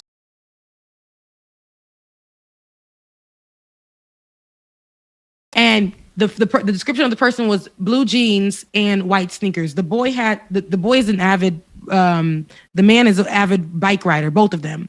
And they always ride their bikes, and they have the helmets to show that they're them doing tricks. But this time it showed the officers literally telling them that they fit a description from 40 feet away in darkness as two men are riding bikes. That made them get down on the floor, on the sidewalk for hours and told them that they fit the description while the person that did it is out there doing God knows what. And they just... Right. And it was all caught on this helmet. And you know what I thought to myself? Where did he get that helmet? And maybe I can get some for my nephews. Wow. That's heavy.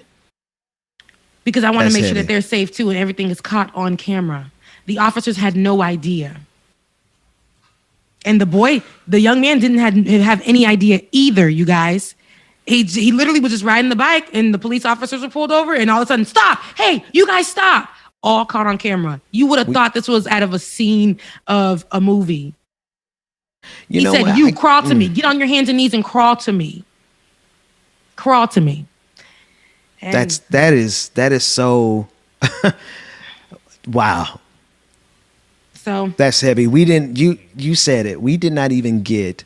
That moment was snatched away from us so quickly because you would just.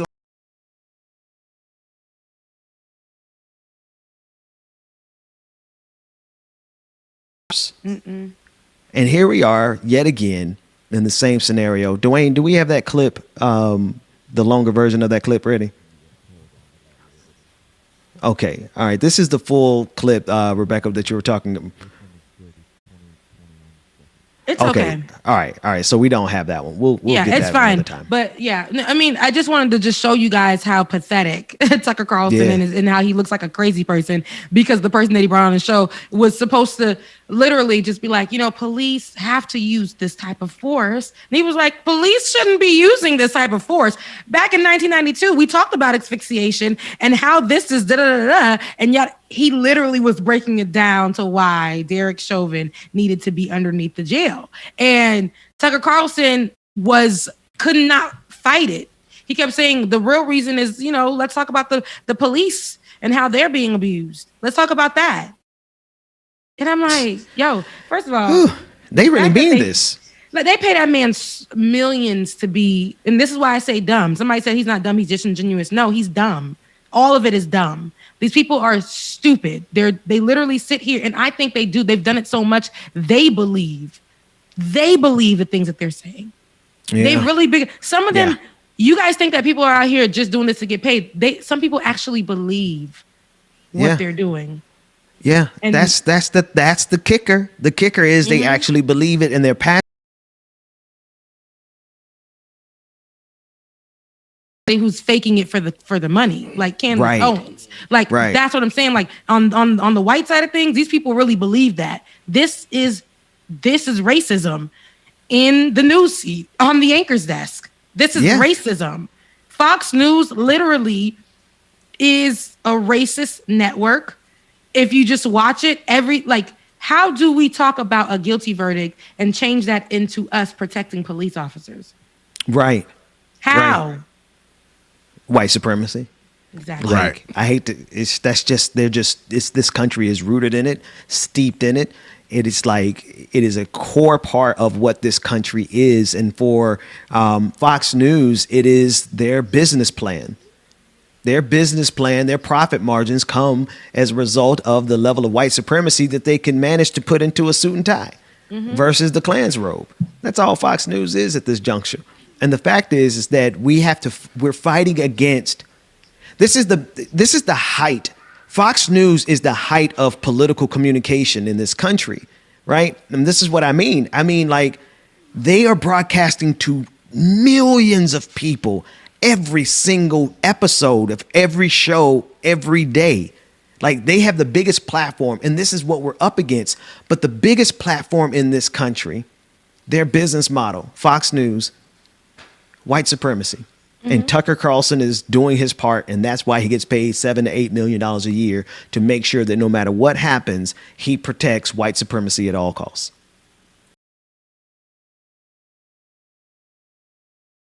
Pat Robertson was going to burn. That man is going to fry.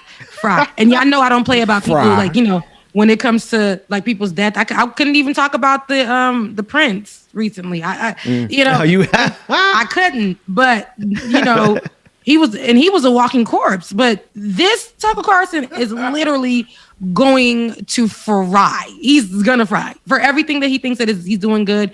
It's like, I don't know. And I believe that these people aren't sleeping at night. They're the ones that have to be on them pills. They take them anxiety pills while chucking down whatever kind of whiskey or whatever. They are miserable. No, I think they're sleeping good. I think they're sleeping because of the drugs. They can't sleep on they can't sleep on peace alone. They are on the damn drugs. But they actually believe, Rebecca. They actually believe what they're saying, and if they really believe what they're saying, fighting for something. Like the same way that we lose sleep, the same way that we lose sleep when. You know, when things like this happen, little girls are being shot down.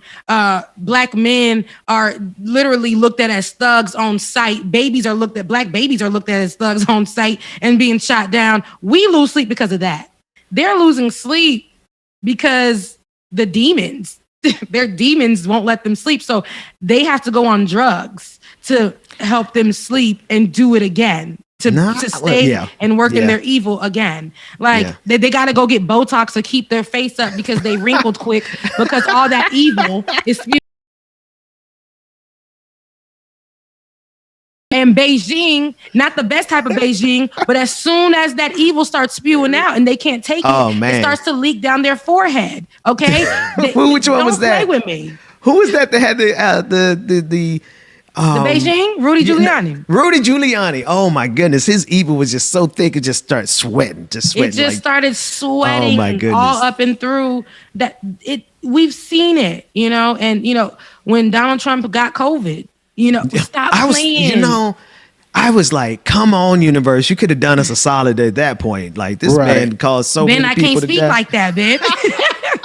Man, I can't speak that way, sir. I was like, man, I was just like, you know, universe, do your thing, universe. That's it. That's all I'm gonna say. Universe, do your thing. I'll leave it alone. I won't say nothing else. No, I can't. I'm not there with y'all. But I will say, you know, stop playing. Let me tell you something. Yeah, I think they can't sleep at night because they're on drugs. But they are just the worst type of people. I mean, and they're always gonna be too. They're just gonna be here. Those evil people are gonna be here. And then on their last 3 days, they're gonna be like, yeah, I'm a savage. Remember, I too was a savage, classic, bougie, and ratchet. They're gonna do that. So, oh man, these people are. We live in a really sick country, folks. Like this is a really sick, twisted place that we live in, and the top of the empire is protected by a propaganda machine.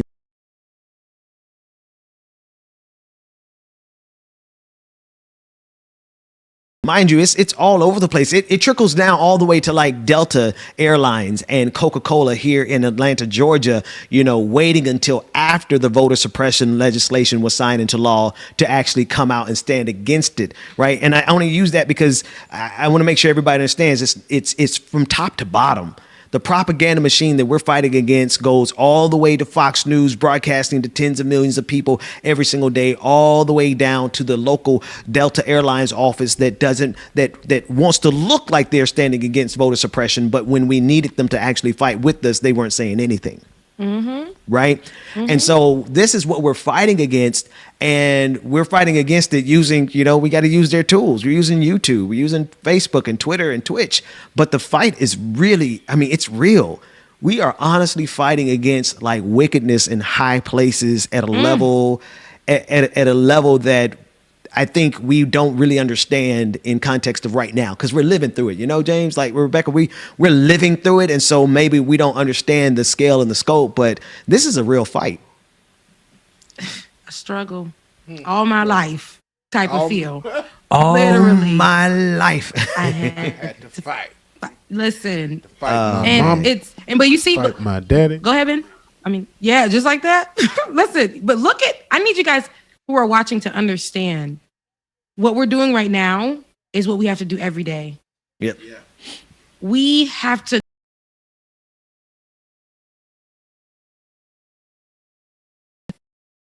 I gotta clock into work, but you think my job is gonna be like, wow.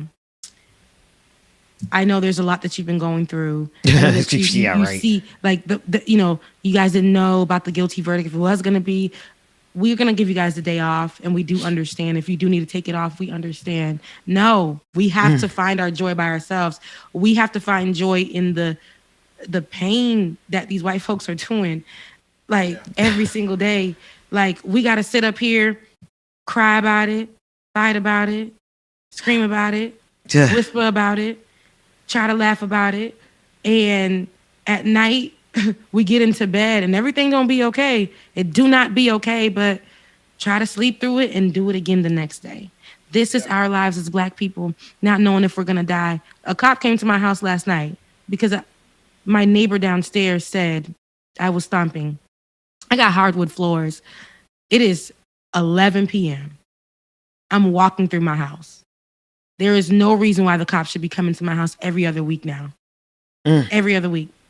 And like, I'm sitting here, I hear them banging on the left, I hear them banging on the right. I never call authorities on these people because I don't want to. I don't want them to feel like they're in danger, but I forget it's me, the Black girl, that would be more in danger than them too. Absolutely.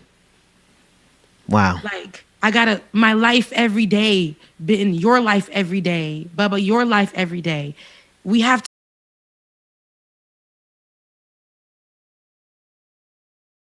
keep myself sane. I have to laugh. I have to be able to do that. But it's sad that we got to unravel and unpackage. Exactly. And unpack for y'all. And then we got to, it's so much. But Tucker Carlson gets to kick the person off of his show that's telling the truth. That's giving a perspective that's true. Kick him off of his show and still get a check for it. There's so much money in lying. There's so much money in lying. Yeah. We lie if we lied about the Black, if we just ignored. Quick story. I was working a corporate job in Boston, and it was a really great experience. I talk about it all the time. And it was I looked around, I'm like, wow, it was so good. I was like, oh, this is a good example of what capitalism could do. And then they pulled me into one of those diversity and inclusion meetings, Rebecca. You'd be the only one carrying that whole diversity and inclusion team. It'd just be you. Well, because the thing is, though, if they keep us so busy in our jobs and we start making a little money or whatever, we kind of forget as Black people.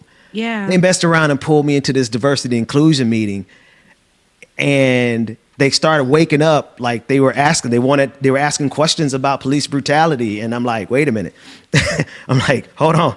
Like, I'm here trying to just do my job, and y'all are asking me questions that are awakening the reality of what it's like to be a Black person in this country.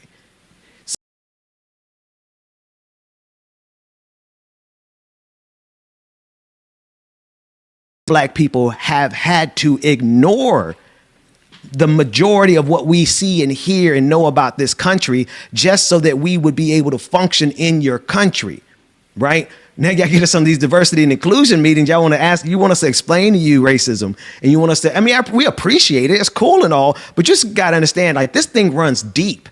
This thing runs deep, and then don't be surprised that when you awaken, because just for I don't know, what is it, social justice, gentrification. That's what it's kind of like. But you wake up the side of us that has been suppressed out of necessity just to survive this country, And so yeah, I was in that meeting and I had to excuse myself. I was like, guys, I don't really realize I've been trying to hold it together all these years. And you're asking me open up. Don't open up that Pandora's box. I left. I never came back. I never went back to that meeting again. Because I would have been in the break room tearing up all the gummy bears they had in there, all the fresh fruit and shit. You know, some black gummy bears. All that good tea that he's had. Had barrels of apples in the lunchroom, which I would have been in there just throwing everything. If y'all keep waking up that dragon in me, man. And it's funny because Ben, but the thing is, you would have been the only one to carry the diversity, the inclusion team. It would have been just you, Ben. They would have been like, hey, we're having a potluck. Is there a way that you can make it diverse? You know how they say, you're invited to the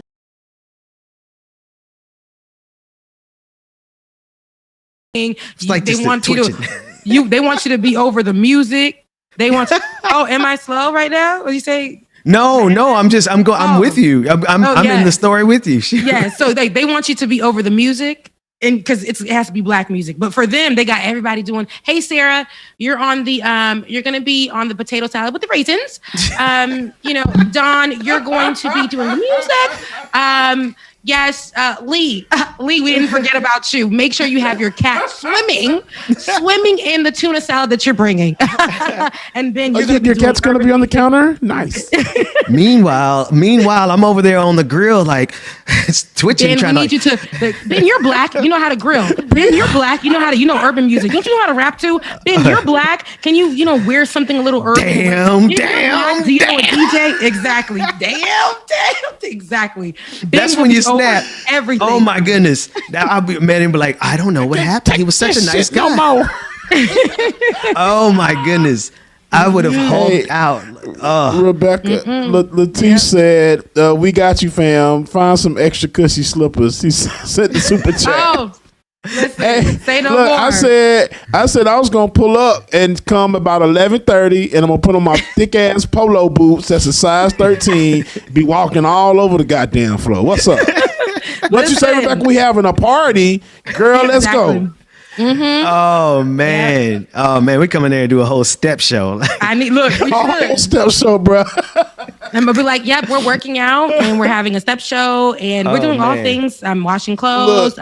Ben, we do our whole marching band routine from classic. Everything, man. 98. Classic 98. Imagine if I had kids. I would let my kids run around. Rebecca. On purpose. Oh, man. So, they actually called the cops on you because you were walking too loud. And once again, he came up. He said, I have to come. And we know that Rebecca is not big by far. So come on now, because I have neighbors that stay upstairs, have somebody that stays above me, and they walk just what you're used to. When you live under above somebody, below somebody, whatever the hell it is, you're gonna hear their ass, especially you got hardwood floors. And then you're in an apartment complex. Go live in a house. That's right. What I've been saying. Go live in a goddamn house. Like if you can't afford a house, and then I knew, because I know my feet, but I remember my first time I had lived somewhere and somebody had lived above me. I said, never again. But I paid extra to live on the top floor. So y'all need to figure out your life. I'm not going to, and you know what's so funny? I had a meeting with my front office just like a week ago because they called the police on me. I told you it's been every week. They stay calling the police on you. Yes. My God. And I went to the office and I spoke to the woman there. I said, I am not going to be policed in my home. I'm going to listen to music when I want to. I said, I follow the noise ordinance rules, because when you live in those uppity places, there's a noise ordinance and you have to follow it. And I'm like, okay, I follow the noise ordinance rules. If you come to my door, if you come to any area and portion of my doorway, you're going to hear what's happening in my home. Yes, because you're at my door. Other than that, like, you should not be around my door area. When you're walking by, you're going to hear the conversation that I'm having right now from my door. Wow. I should not feel like I am not safe in the place that has nothing but safety. I got an alarm system. I have a gate at the front. I still don't. This is what I'm saying. They feel safe. They feel safe enough to call the cops on me. I don't feel safe. I don't. And they told me when I went to the front, I said I can do something, and I can literally tell my neighbor stop calling the cops. I can literally tell them that. But then a cop may be called on me for doing so, and then I may not have a life tomorrow, tonight, today, in the next few minutes, because I decided to stick up for myself. And I told the cop, I said, I don't feel comfortable with you coming here. He said, I know. And he's like, I'm not here. He says, as you can see, I didn't bring anything with me because I knew it was you. And he's like, I have to come when they call. But when I went to the front, I told them, can you guys have a conversation with them? They told me they would, but they so scary. They they never did. Because I told them, follow up with me the next week to let me know what happens. And they never did. So I actually called them yesterday before the cop came. It's funny to say, was there any follow-up? They said they would call me back. Nothing. They haven't reached out to me or anything. And That's then, terrible. and then I told her, and I specifically spoke to the only woman there that is Black, and she understands me. I looked at her, I said, I do not want to, the reason that I don't even report my neighbors is because I don't want to be that mad Black woman, the aggressive woman that lives in the building. But I said, but let me tell you something, I can turn on so quick. I can definitely turn on so quick. And I said, I also told her, if I tweet out the residents, you guys will be done. And she looked at me, I said, literally, you guys will be calling me. But I'm just afraid because there's creepers out there. That's why I don't want to put out where I live. But I was like, all I got to do is get Benjamin Dixon to retweet and y'all dead. It's over. It's done for this apartment complex. It is done. Real quick. Go ahead. Two of them. Colin Sherwood said a super chat saying more skits. But this one, Daniel Johnson says, this is bull. I'm so dang mad. Can we please start a GoFundMe or something to get Rebecca a house, please? Put me on there too, goddamn. I need one too. I'm sick of having somebody walk on top of me. Shit. Together, Bubba. Come on, look, okay. Like I got the TikTok mansions. Let's go do a Rebecca mansion. Yes. No one gets in unless they 6'7". 6'7". That's it. Look, 6'7". Nobody gets in the house. You got to be 6'7". 6'7", baby. But no, seriously, 6'6" I really 6'6" and a 6'pack. All right, go ahead. I'm sorry. 6'7", dark skin, preferably. If you light skin, you know what I'm saying. You gotta have a little hoodness to you. I like them Haitian and African. You know what I'm saying. Yeah. Not fooling with you today. But man, you see what I'm saying? Like I that's a shame. I don't. That's just crazy, Rebecca. I'm sorry you're going through that. Because that does that does put you at risk. I'm glad at a minimum the police officer, at least he knows you enough to know, but maybe that's not the same police officer they're going to send every night. They fired the original one. Remember when I told you guys this way back when you first brought me back, Ben? And I was talking about, oh my God, the police officer came and it was a young, little 23-year-old police officer, full gear, had his hand on his gun, and told me that he can hear my television. I'm like, no, you can't. It's on 12. The TV goes up to 100. It's on 12. And he's like, well, I'm getting complaints and I can hear your television when I was walking down the hallway. The hallway is empty. We're still doing construction on this building. Wow. It's just me and another person on the end. Who was it bothering? And when he held his hand on his gun, I was so afraid. And I was like, sir, I didn't do anything. Why was that the first thing I had to say? I didn't do anything. I didn't do anything. Because my initial reaction was to give that man attitude. And I had to pull that back. I had to pull it back. And say, but no, why? I can't. But they fired him. They said that he was too aggressive. Okay, good. They said he was too aggressive. So they hired somebody else. That is what the hell do you live, Rebecca? Don't say it on air. Say it, but I'm not. I'm by myself. I would never. I can't. And it's funny. I live in a lavish area. Yes, I do. But because I can afford it here, it's literally half the cost of what it is in Atlanta or where I lived in Marietta. I can't afford that, y'all. I really can't. I wish I can go back to where it was safer for me, where I felt safer, but I can't afford it. So, but what's wild about this is that it's unsafe for you because it is a nicer side of town, and these Karens are it's the exact opposite of what they want us to think about when Black communities are afraid. When black communities are afraid, they want you to think that we're afraid of the drug dealer next door, or we're afraid that we can't walk down our street. Nah, we understand that community well, and we understand how to navigate that well. What we're afraid of is the fact that y'all are gonna call the cops on us.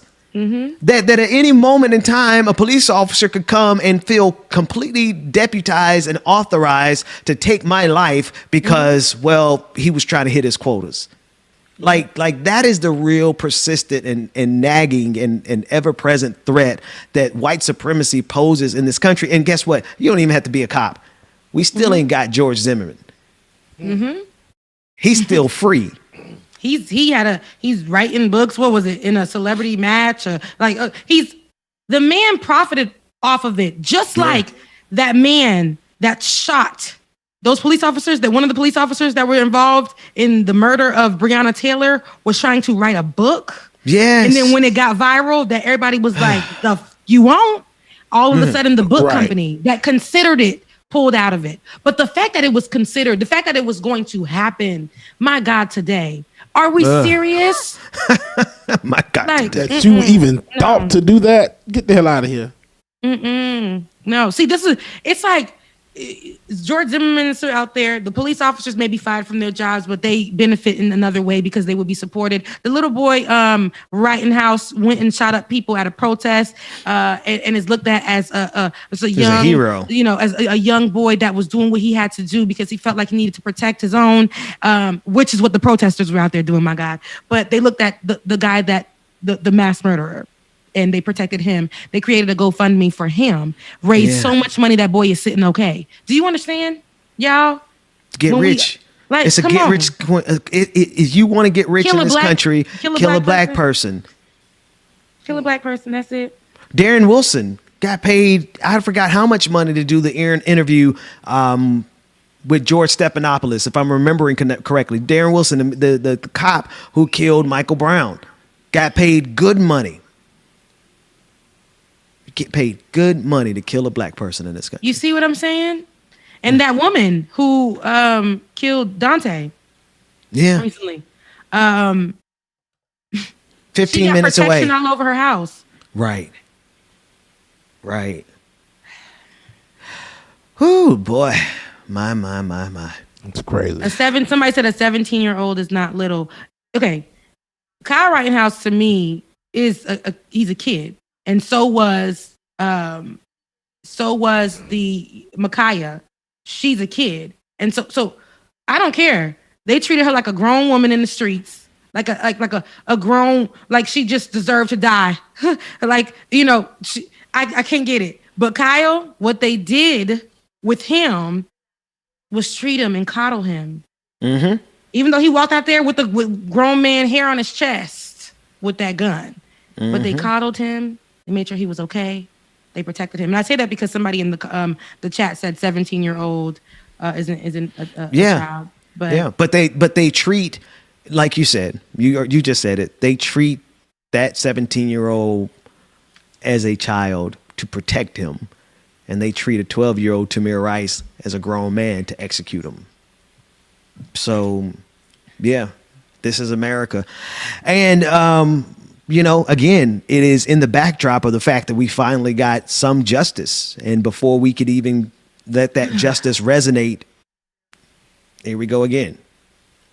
Let's do this because we still have about 15 minutes. We're obviously going to do the rest of the show live here with everyone. This is normally not what you get in the after party. The after party is normally a good time, but there's just so much happening. And so let's take a quick break. Let's put on some music and reset for the last 15 minutes of Like It or Not. We'll be back after this. Go. I love you, mama. Yeah. Hard worker, curse you but won't hurt you. Shout out to everybody that's still hanging with us today. Y'all don't like it or not. Make sure that y'all hit that like button, share, comment, subscribe, and make sure that you follow us on Instagram and Facebook. Like It or Not Show. Follow us on Instagram and Facebook and Like It or Not Show, y'all. Let's get it. Let's go. Homie, I go crazy. Now that I'm older, I'm getting a little closer. Love only gets stronger, we talking a little longer. Was more than shout out to the mamas. Mamas. Little throwback song for y'all. Let's go. If it wasn't for her, then it would not be me. I got nothing but love for all my mommies represent. If it wasn't for her, then it would not be me. I got nothing but love. What is that? Michael 147. I'm a king. Yeah, I'm a whole ass king out here in these streets. Yeah. We'll go with the king. Magician with the ring, she made it happen. Dude, good morning, good morning. Eva, good morning. Purple Rain Arts, good morning, y'all. There's right, Rebecca, Kang. K-A-N-G. Oh, Kang. Keep the frame right. Boom. Right there. Bully, that's my old lady. Same woman, front row, yelling rap, baby. Y'all see my crown? Got a little ponytail. I got a little bun, too, on my head. She done raised the good but it's still cute, when though. shit was getting tougher, she told me to pray harder. And if she hit the number, she would give me every dollar. Thanks, mama. If it wasn't for her, then it would not be me. I got nothing but love for all my mommies represent. If it wasn't for her, then it would not be me. I got nothing but love for all my mommies represent. No matter all right, what, y'all. Baby, she welcome back to the screen. Remember all the times when I was out here running wild, doing everything and anything to make her smile. I just love it when my mama say I make her proud. No matter what for her, baby, she gon' hold it down. All right, welcome back to the screen. Ben and Rebecca, y'all. Anything to make her smile. I thought I heard Rebecca say, "Wait, I'm like, is Rebecca? No, she's gone. Oh, okay." Nah, man, we just kind of was vibing to the music a little bit. Look, I actually went to go get my wings. I'm starving. I thought the music was gonna play a little bit longer. I didn't know. So she probably did yell, "Wait!" I knew I went crazy. Alexa, play up. She didn't hear you. Beat me to it. She didn't hear me. Okay, never mind. Alexa, play Cardi B up. She's not listening to y'all. No, she's not on it today. Good job. Okay. Uh-oh. With that whole ass CIA agent in your okay, Alexa got an attitude over there. Alexa, heifer. The whole fed. Alexa, there she is. I gotta be bougie with it. Alexa. I know, right? Rebecca has so many voices, man. Like Rebecca has like 18 different. She just said thanks. I like you too. Oh, girl. Yeah, I do. I have like a million voices. It's just, and that's why I always tell people, like, I happen to be from South Florida, so then I sometimes dip in and out of that. And then I'm Haitian, so sometimes some words come out with the Haitian accent, or I can't pronounce them. And then because growing up where I lived was suburban, so a lot of white. You got a little bit of care. You speak a little Karenism.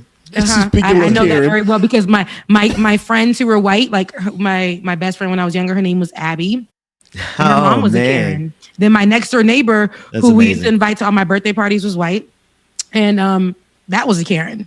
So yeah, Your experience with how to navigate Karenism, son. It's it runs deep. My blackest you experience are very fluent in Karen. Oh, I'm very fluent. Yes, and here's the thing about that though. All of that is all me though. I'm a medley. Like I'm a melting pot for real. I don't really like be out here trying to be something I'm not. That's why I think it's a gift. You're the fruit salad of diversity.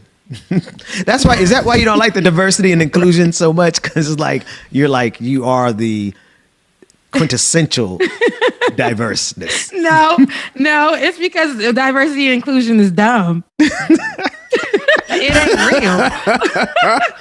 What do you have against diversity and inclusion, man? Because it's been diversity and inclusion in a big business is just going to be you. And then now you got to go and recruit me.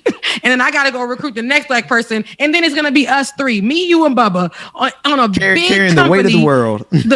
On a big company, right, carrying the weight of the world. And if something goes wrong with the company and a black person, they're going to have to come tap on us. And then what we're going to do, we have to be like, damn, we work for this racist ass company and they want us to make them look not racist. Right. Now we got to come up with something and people going to look at us like sellouts.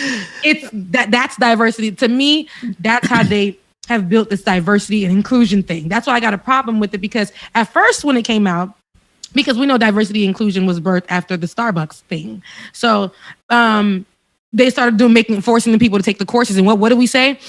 Oh my God, they're taking courses about how not to be racist. Wow. Are we moving fast? Are we moving forward, or are we not here? I see forward movement. That's how they were doing that. And I was like, is anybody else seeing that this is dumb? Like, if this is, we've been black for years and racism is bad for years. And now we're thinking, does anybody see this but me? Like, a 2-week course or a 3-day course or a 24-hour course. We're shutting down Starbucks, guys. This is innovative. This is fresh. This is going to get the people going. Like, keep the people going. Like no. Oh, man. It stops racism. The people moving. The person that has been racist for 1,000,000 years.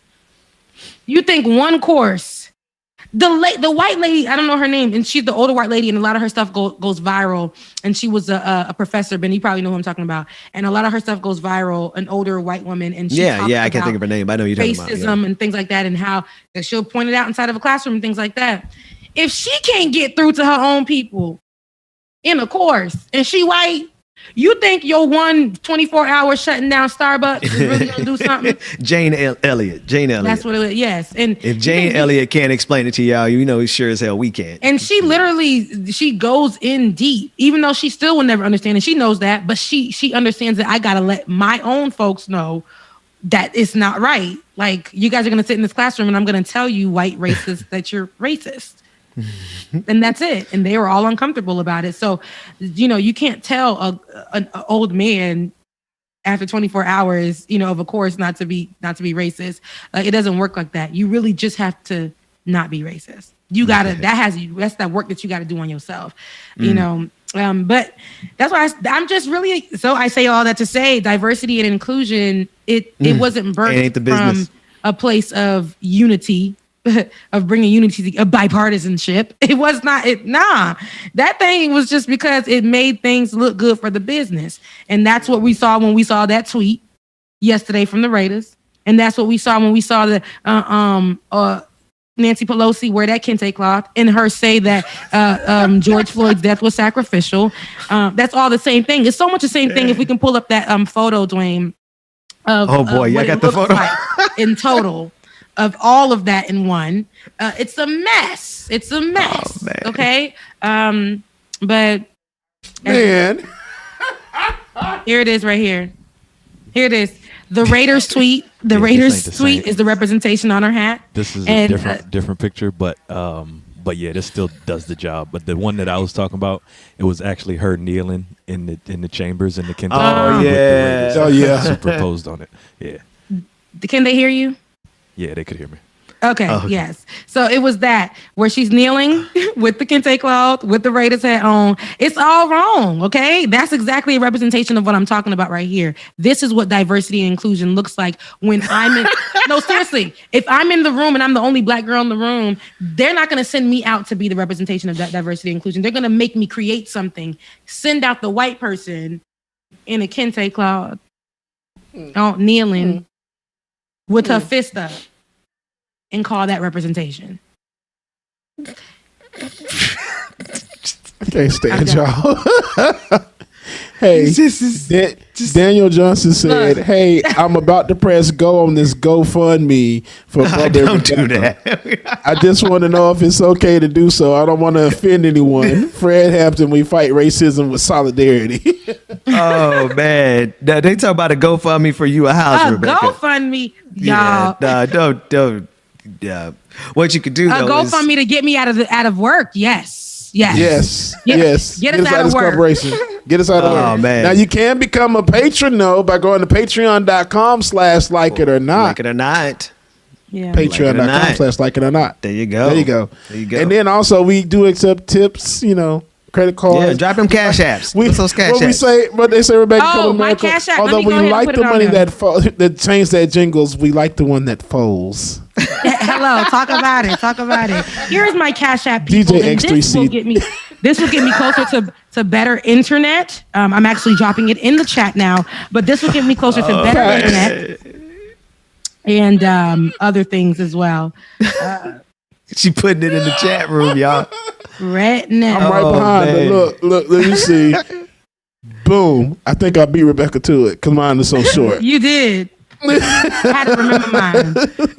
Oh, Becca's man, voice. amazing. $ Becca's voice, right? Yeah, see? Oh, man. Y'all are wild. Tip your DJ. Tip the your co-host. DJ. Tip the co-host. Yeah. Become a patron. Become a patron. And if you have Amazon, if you're listening to the broadcast or you're watching the broadcast and you People have are Amazon so Prime, mad. Sorry, Ben. go to the other place. What happened? They are so bad. They're like, Rebecca, no, you need to move. Right. Somebody's talking about Becca, they're going to be sending you nasty messages. No, yeah. You need to get out of that community. That's a damn shame. For you to be safe, you got to get out of the nice neighborhood. Yeah, man. Michael also said, love you guys. Keep up the hard work. Bring the truth to your family here. Absolutely. Thank you. I appreciate that. it. Yeah. Well, man, if all hearts and minds are clear. They're clear. They're clear. Oh, shit. That was escalated quickly. I love you, mean it, but it's time to go. I just had an emotional roller coaster. I need a breather. Like, seriously. Like, for real. Yeah. Well, even though 420 was yesterday, man, I need another 420. Today needs to be 420 part 2. Damn. 421. I love y'all so much. I don't think I would have been able to get through today, even if I wasn't doing the show, without being here with you guys. So, I love you guys so much. I love you, mean it, even to the audience members. You guys really helped us out today as well. Bubba with the music, Ben always having my back. I love you. Dwayne, love you, mean it. David, look, ain't nobody getting shut out of this one. I love you, mean it. Shout out to Max, too. Shout out to Max. One time for Max, one time for the one time. Eric, one time for the one time. Yeah. You know what I'm saying? Mel, one time for the one time. Jada, one time for the one time. What up, Jada? Rebecca, What up, Jada? You better call everybody out, or else there's going to be some memes of you eating that chicken. Oh, Listen, man. Dwayne, you see, this is what I be talking about right here. Dwayne, I was being nice to you, and now you're trying to blackmail me. Listen, the love goes out to everybody. Everybody gets the love. Yeah. You delete that chicken picture. You hear me? Somebody got it already. Hey, it's on wait a minute. Right now. Before we go, pull up the picture of Rebecca jumping the drawbridge. Let me tell you guys. Do we have that picture still, Dwayne? If not, we can go ahead and get out of here. Oh man, because Rebecca looked serious in that Photoshop. It was amazing. It was amazing. That said, I don't have video. Anything. The car just man, with Rebecca face. If somebody can do like a there it is, Rebecca getting to that appointment. Soon come, God. Soon come. And then maybe I won't be. Maybe that's gonna be like a medicinal thing for me. Once it happens, I will be calm and here to do the job. Oh Lord, my God. All right, y'all. I'm coming. In both ways, is that what you're saying? Oh Lord Jesus, we had oh God. All right, I told you, get all right. Here. Play the music. This ain't the after party. Play the music. We'll see y'all tomorrow. Love y'all. Bye.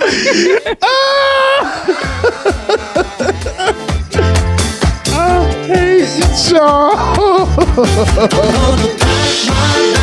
Oh man. All right, y'all, we're going to keep it short. Y'all know what day it is. It's Wednesday. Please give us free. Make sure that you go support. Go to patreon.com/likeItOrNot. Patreon.com/likeItOrNot. Become a subscriber, y'all. You'll love it. You won't want to miss out on this, y'all. And make sure that you go to our social media pages. Facebook and Instagram, Like It or Not Show. Facebook and Instagram, Like It or Not Show, y'all. Thought I was nothing without you. You made me beg. Goku. Shout out to you, Goku. That's exactly what Rebecca was saying. Move, chick. Get out the way.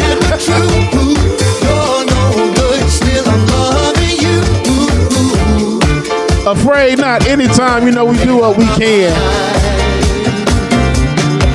I'm gonna pack my bags up, walk out the door. I won't be back. Oh, savage sweetheart, I'm gonna try, sister. sit on the phone look like this all day. You better leave me alone. But it's okay. I'm sick and tired of loving you. I don't know why, just know that I do. Please leave me alone. I'm gonna miss you, but I'll be gone. You know I don't wanna fight ya.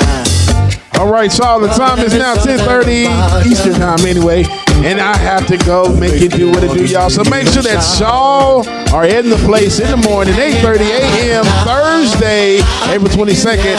Gonna bring y'all that goodness, hotness again, y'all. Like it or not, with Benjamin Dixon, Rebecca Azor, and your own James Bubba Williams. I think it's still too much 420 and 6 from yesterday. Anyway, y'all, I love y'all. Mean it. Y'all stay tuned. We'll see y'all tomorrow. One, deuces. But I made up my mind. I'm gonna